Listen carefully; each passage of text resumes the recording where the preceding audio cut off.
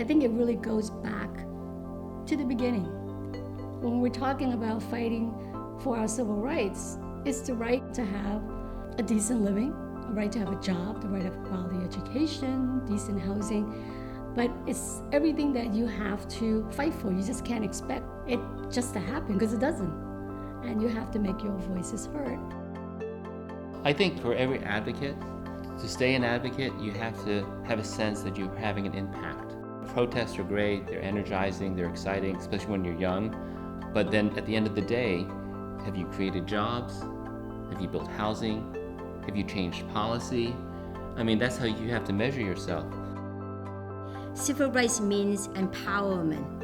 The concern of us is how do we empower the community, not just one event or two events, but on an ongoing basis. How do you begin to work together to go beyond just simply discrimination, but to share in the American dream?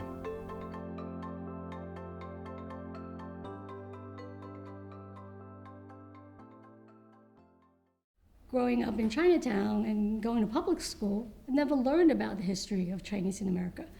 And I just remember high school history class, one sentence, the Chinese helped build a railroad. That was it.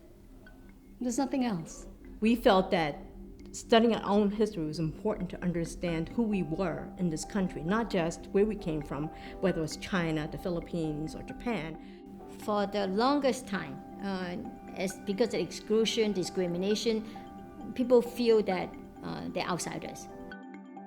Learning about the history, learning about our ancestors and their role in helping to build this country, I felt a sense of belonging, that I'm not a foreigner, but this is my country, we have roots here. And it was interesting to look back at that history and say we made a lot of contributions to this country that we weren't aware of, and that we should be proud of that history. Even though there were a lot of injustice that was done, that we need to do something to change that.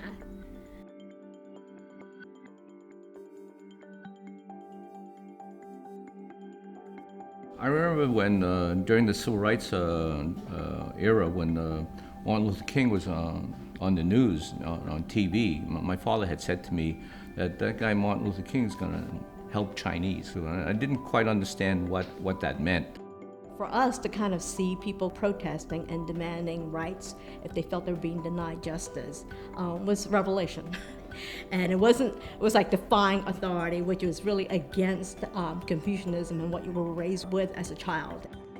We were affected by the African American civil rights movement in a positive way, that we are the beneficiary of it, because we learned that, people could march and demonstrate, but there were actually a lot of students already active in campus. It was somewhat euphoric for college students. At that time, we were considered radicals because we were doing things that nobody else had done within the community.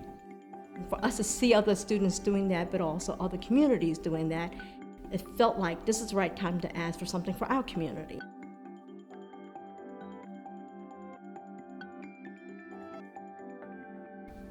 I guess the fight for justice and equality actually started on the front of employment. And one example is the Confucius Plaza, protest to hire Chinese construction workers. Most of the jobs that were available in the community were low-paying jobs. Our families, my father, my mother, all worked in unskilled jobs in the restaurants and the garment factories. And you're building a building in Chinatown, in the community, with government money. And so why aren't you hiring Chinese workers? So people get together and said, look, we had to do something, and now it's a golden opportunity. It was really the tangible moment that brought the community together to say, wait a minute, there's injustice here. We wanted equal access, we wanted opportunities. We were reacting to a system that pretended that we didn't exist. And we need to get together and fight for our rights and to be included. And all that feeling, came out in the demonstration. The cry was that if Chinese built the railroad, they can certainly build Confucius Plaza. At first, it was mainly students, but eventually, a lot of garment workers and restaurant workers participated. We were supported by other men who wanted jobs on the construction site. Senior citizens in their 60s and 70s. I think some actually came in out in wheelchairs. It turned into a mass movement, basically.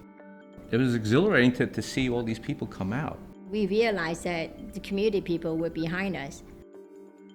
The thing that struck me was once we started to step out and do that, people from the African American community, from the Latino community walked the lines with us. They're the one that taught us that in order to really have an impact, you have to stop the work. The only way that people will pay attention is if it affects their dollars. So if they can't continue to build, then they will begin to seriously talk to you. So in that sense, I think we really have to thank the Black Civil Rights Movement. One of the tactics was actually students went in to take over the sites. I guess we didn't expect to get arrested, but we were.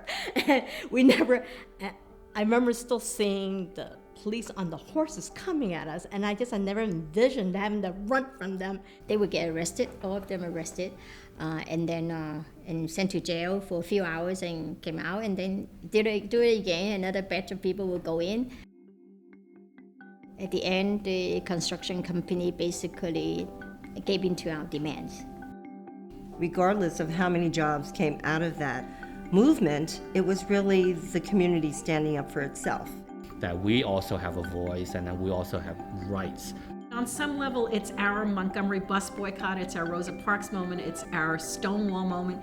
It gave people that sense that we are part of this New York community.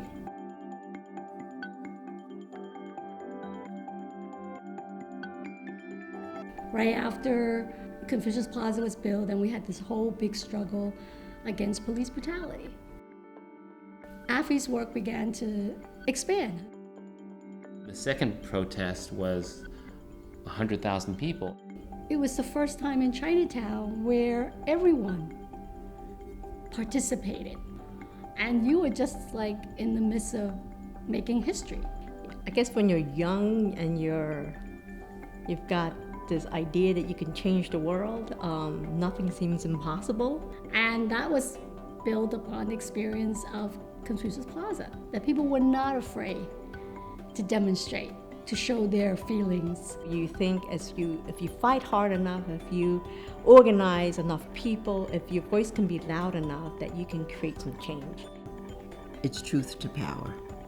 There is nothing that can stop an informed community activist.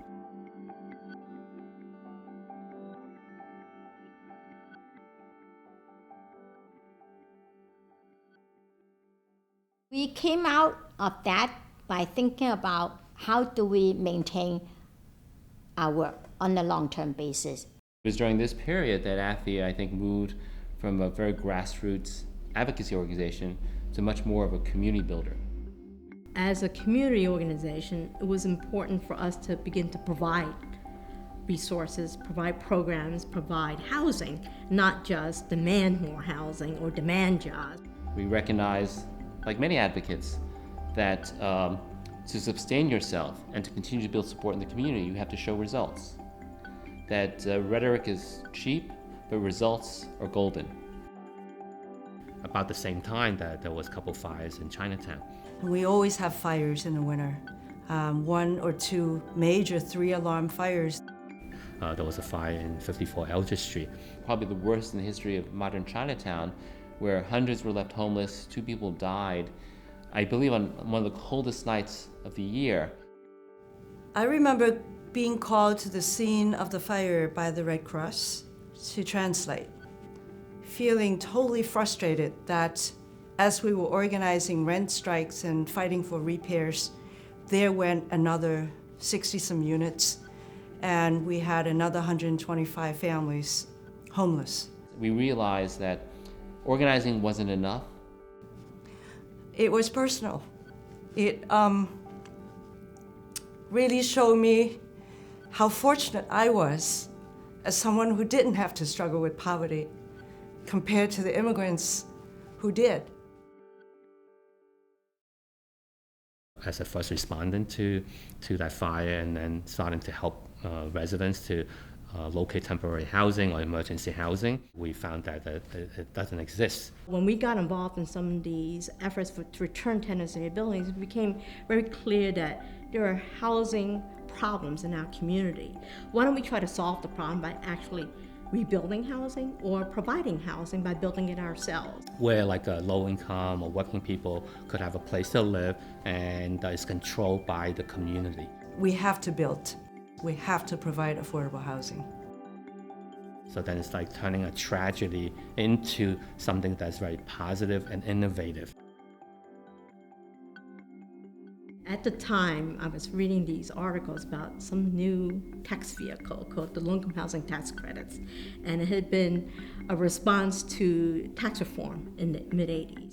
Because the federal government had walked away from housing. One of the reasons that President Reagan had introduced the low-income tax credits is that he had slashed the budget of the Department of Housing and Urban Development by like $30 billion. And so you had a different vehicle to provide affordable housing that involved community groups that actually develop the housing, own and manage the housing, but then you have private dollars coming in through private corporate investments, but you'd also have public dollars coming in as subsidies. I mean, the community was also watching this, like, is AFI going to be able to go to the next level? That we know you can do all that demonstration and organizing public opinion, but the test was that, can you build something? So something that's real community asset that we as a community could benefit from. The idea of like working with private investors to build low-income housing. If you had asked AFI to do that in 1974, we would have said, you're crazy. But 10 years later, when we built Equality House, the only way we were going to get an infusion of dollars to build low-income housing was to work with private investors and create these low-income tax credit projects.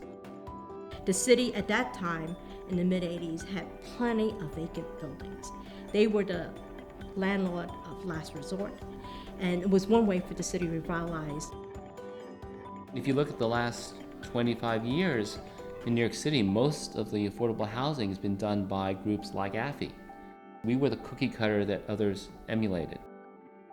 So we sort of like came full circle, that we were fighting for construction jobs, and now they're providing construction jobs. And they're providing good quality housing that seniors and working families could support.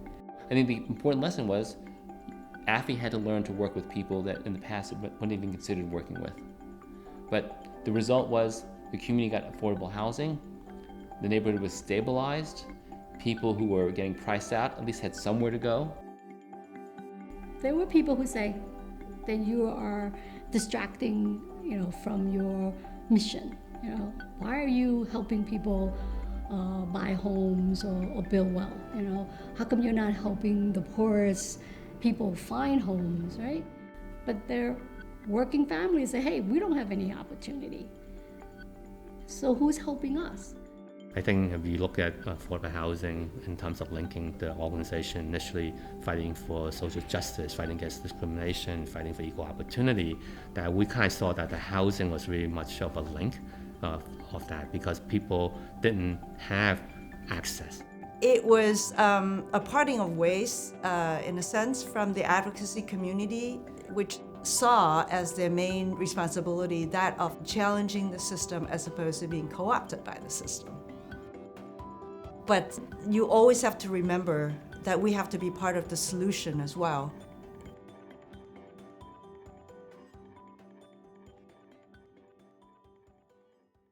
In the 90s, AFI began to shift its attention and activities from housing into economic development and lending. If you help someone start a new business or a family into home ownership, that's really helping them build. And it was a natural transition because we saw the tremendous importance of capital and investment in the backbone of our community's small businesses. For a lot of poor communities, if they don't have access to those resources, there's no way that they're going to dig themselves out of that hole on their own. Without access to capital, a community dies. I mean, that's just, it's as simple as that. If you don't have capital, you can't create jobs, you can't create businesses that create the jobs, you can't build housing. It's the next phase in the civil rights movement, but it very much is an outgrowth that continues today, I think, in a much more sophisticated way as we understand more and more about what's needed. What the AFI's work is really growing in a way that we try to help the broader community and not just one sector. It's a self-fulfilling prophecy. A community that invests in itself will promise to be a vibrant community. So that all of that just come together and sort of lift the whole community up.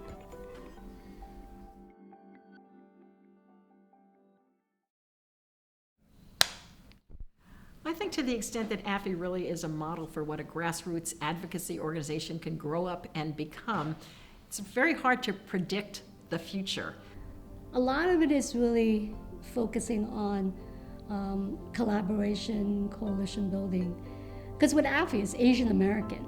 So even from way in the beginning, the understanding is broader than just Chinese. And I think that's been at the foundation of what AFI's belief system has been about. That it's not just about Asians, and that's why from the very, very first protests in the mid-70s, there was a conscious effort to include African American and Latinos in this fight. The country is changing demographically. By 2050, you talk about a country that's very multiracial, multi-ethnic, and then multicultural. It's a new experience, I think, or a new experiment, I think, for the world. The challenge is that, that how do we all kind of work together in a shared prosperity, and at the same time, have equal access and opportunity for everyone. Civil rights is about human rights. It's like you said, it's the right to affordable housing, the right to a better paying job, things which I think all New Yorkers, all Americans aspire to. AFI goes from social justice to building housing to access to capital, because you don't have equal rights in this country unless you have economic development. It's all part of the same continuum. The real freedom that you want to talk about is the freedom from want. So that thread from the early days of this mobilization and demonstrating and all that to today is not that unusual. For the last 40 years, we have been able to really work based on that premise of equality and justice for all. AFI may not need to exist in 50 more years because equality is such an inherent part of our culture that we might not need to fight for that anymore.